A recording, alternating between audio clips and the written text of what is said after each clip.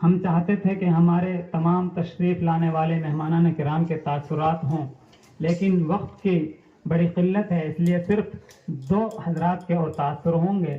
پہلے مولانا انوار صاحب مفتاحی اپنے خیالات کا اظہار فرمائیں گے، اس کے بعد حضرت مولانا الیاس صاحب جو کہ حلقہ ٹپوکڑا سے تشریف لائے ہیں، آخر میں مفتی مسعود صاحب جن کی زیر سرپرستی میں یہ پروگرام منعقد ہوا ہے، ان کا بصیرت افروز اور جامع خطاب ہوگا اور اختتامی دعا ہو جائے گی انشاءاللہ۔ حضرت مولانا انور صاحب۔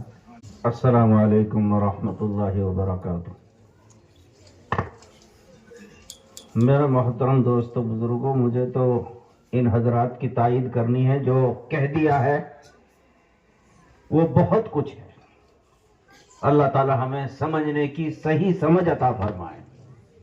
آپ نے سنا ان حضرات کے تاثر،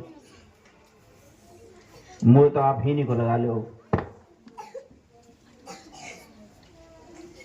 الحمدللہ بہت خوشی ہوئی۔ بھائی نسبت کا بہت بڑا اثر ہوتا ہے، نسبت کا۔ جب آدمی کہیں اپنی نسبت جوڑ دیتا ہے تو جہاں سے اس کی نسبت جڑی ہے اس کا اثر ضرور آ کر رہتا ہے۔ آپ نے دیکھا کہ بجلی کا جو بلب ہے کہ ایک تار انسو جڑا ہے، جلدی جلدی بتاؤ کہ تو بات ختم کر دوں گا، نہیں میں نہ کروں دور تک بھی 2 انسو ایک تار یا کو لگ رہو مدرسہ ابی ابن کعب رضی اللہ تعالیٰ گھاسڑے سے، اور ایک لین آ رہی ہے یا کی بال پری سے۔ جب جا کے یا کو حضرت مولانا شیر محمد صاحب امینی دامت برکاتہم ہمارے بھائی جیسے رشتے ہیں، اور انہوں نے بڑے بڑی جگہ ایسے شاگرد بنا کر بھیجے ہیں جو اس طرح سے کام کر رہے ہیں۔ اللہ تعالیٰ اس مدرسے کو دن دوگنے چوگنے رات ترقیات سے نوازے۔ یہ بات تو یہاں ختم ہو گئی۔ اس کی نسبت حضرت مفتی رشید احمد صاحب سے ہے۔ بھائی جب نسبت نام سے ہوگی تو کام تو آئے گئی۔ میں مثال دیکھوں، ہمارے گاؤں میں ایک چھوڑا کو نام فیاض، غریب آدمی ہے، وہاں نے اپنے چھوڑا کو بیاہ کرو، وہاں میں ولیمہ کرو تو بے انتہا خرچ کر دے، تمام کام کی دعوت کر دی۔ اب وہاں کی ماں سے لڑے نو کہہ رہا ہے بیٹا تو اپنی حیثیت تو دیکھ لے، تو نہیں اتنا خرچ کر دیو۔ وہاں نے کہیں مائی تم نے میرا نام فیاض کہاں دھرو، نام کو اثر تو آئے گئی۔ اب سن لیو اپنی مثال، پڑی پارسی بیچے تیل، یہ دیکھو قدرت کے کھیل۔ پڑی پارسی بیچے تیل، یہ دیکھو قدرت کے کھیل۔ ایک تیلی تیل بیچ رہے ہو، ایک سیاڑوں واگے پہ تیل لے لو آئے ہو، اب وہ جاسو تیل تول کے دے رہا ہو پتھر، وہ پارس کی پتھری جا پیتل تانبے پہ پھیر دے تو سونو بڑھ جائے۔ وہ نیو پتنا میرے پہ اتنی قیمتی پتھر ہے جی، اب وہ تول تول کے تیل بیچ رہا، وہ سالہ ترنو کرو کہ یار بڑو احمق ہے، تیل بیچ رہو کتنی قیمتی پتھر آگے پہ ہے۔ وہاں نے کہی پڑی پارسی بیچے تیل، اور یہ دیکھو قدرت کے کھیل۔ آج ہم لوگ اللہ نے اتنی بڑی دولت دے رکھی ہے، پھر بھی ہم چھپر میں پڑے ہیں جی، ہمیں نے اس کی قدر نہیں ہے کتنی بڑی پارس کی پتھری ہے۔ کل پچھتائیں گے۔ آج جو ان بچوں کو تعاون کر رہے ہیں، ان کی حوصلہ افزائی کر رہے ہیں، ان کی محبت کو نظروں سے دیکھ رہے ہیں، ان کو فیس دے رہے ہیں، وہ سب اللہ کے یہاں مقبول ہوں گے اور ان کی مغفرت کے ذریعہ بنیں گے۔ میرا عزیز دوستو، میں نے دیکھا بچوں کو انعام دیا جا رہا ہے، بچوں کو، یہ بڑی اچھی بات ہے، بڑی خوشی کی بات ہے، مگر میرے دوستو ان کے استاد، ان کے استادنی جنہوں نے ان کے اوپر محنت دی ہے، کوئی بھی چیز آپ یہ مائک کہیں گے یہ خود بخود نہیں بن گیا، اس کو بنانے والا کوئی موجود ہے۔ آپ گاڑی کو دیکھتے گاڑی کو بنانے والا کوئی موجود ہے، تو اس پر محنت کرنے والے کون ہیں؟ مولوی حمزہ صاحب فرما رہے تھے کہ ہمیں تو امید نہیں تھی کہ حافظ عاصم صاحب اتنا بڑا کام کر دیں گے، ارے ہم تو اب بنا امید کر رہے، ہم تو نہیں سمجھ رہے، کہتے ہیں بھوت پریت کہ جن ہے، اتنا بڑا کام لے کے چل رہا ہے۔ تو میں نے انداز لگایا اندھونا والے شام کو چلگوجا، اخروٹ، بادام، پستہ، اصلی دیسی گھی گھوڑ گھوڑ کے دے رہے ہوں گے۔ بھائی جب ہی ہو سکے اتنا بڑا کام تو اللہ تعالیٰ ان کو جزائے خیر عطا فرمائے۔ اب آخر میں ایک بات کہہ کے میں ختم کر رہا ہوں، بھائی بعد میں پچھتاؤ مت، ہم سب نے مرنا ہے کہ نہیں مرنا ہے؟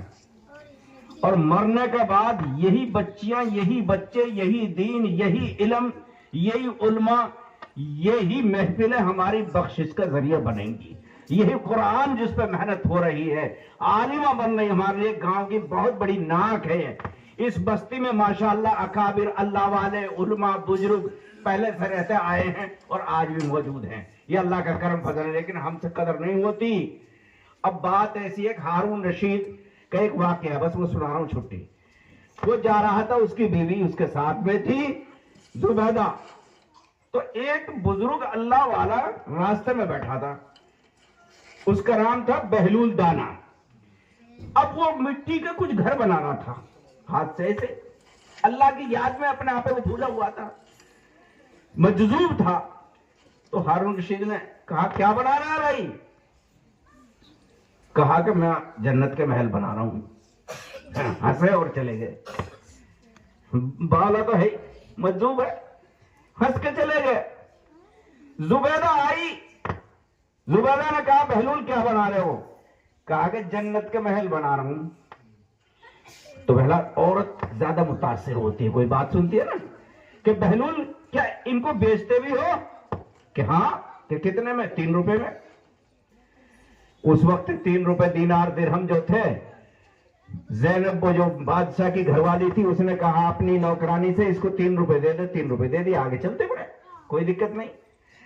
مختصر قصہ یہ ہے کہ بادشاہ اپنے واپس محل میں آتا ہے، رات کو سوتا ہے، سو کے اب خواب دیکھ رہا ہے، جنے تو میں جنت میں ٹہل رہا ہوں اور میرے سامنے ایک ایسا محل ہے، ہیرا جواہرات سندھو پڑو ہے، کمکما، سونے کی اینٹ، چاندی کی اینٹ ہمیں لگی پڑی، ہاں پردے لگے پڑے، ہاں بہترین، اور دروازے پہ لکھ رہو زبیدہ. اب بادشاہ نے سوچی زبیدہ تو میری گھر والی ہے، اب وہ ہمیں پڑھنا چاہ رہا ہے. تو فرشتے نے کہی کہ ہمیں مت پڑھ، بیٹھ آؤٹ. نک جی میرے گھر والی تو ہے ہی ہو زبیدہ. دیکھو دنیا کو معاملہ الگ ہے، ہین آخرت کو معاملہ ہے. ہین تو الگ الگ معاملے جی. بادشاہ کی آنکھ کھل گئی اور ایک دم چونک کے پڑو، اوہو. اور ہون انہیں نو کہہ دی دیکھ کل لی تو زبیدہ نے خریدو یو، تو کہاں بڑھ رہو یا میں؟ بادشاہ نے سوچی کہ یار یہ تو سے چوک ہوگی، تو بھی چل، تو بھی لے لے. اب بادشاہ دوبارہ گئے، بہلول دانا اپنے وائی کام میں کر رہے، چھوٹے چھوٹے گھر بنا رہے ریت میں. کہ بہلول دانا کیا کر رہے ہو؟ نکا جی میں تو جنت کے محل بنا رہا ہوں. نک بیچو کا؟ نک ہاں بیچوں. نک کتنے کو؟ نک تیری ساری سلطنت. کتنی؟ تیری ساری سلطنت بادشاہ دے دے دوں. نکو بہلول کال تو تینے 3 روپیہ میں دی.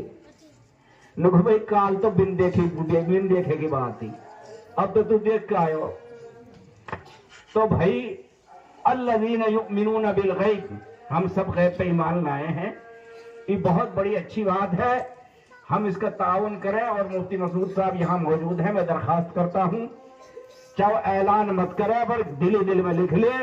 جب آپ کی نسبت لگ گئی ہمیں تو یہاں 8-9 پلر لگیں گے اور یا کا اوپر ایک لینٹر ڈل جائے گا انشاءاللہ. بھائی کائے نے بھی نونا کہی بھائی ہاں ٹھیک ہے، ماشاءاللہ، جزاک اللہ. اس کے بعد فوراً مولانا الیاس صاحب ڈائز پر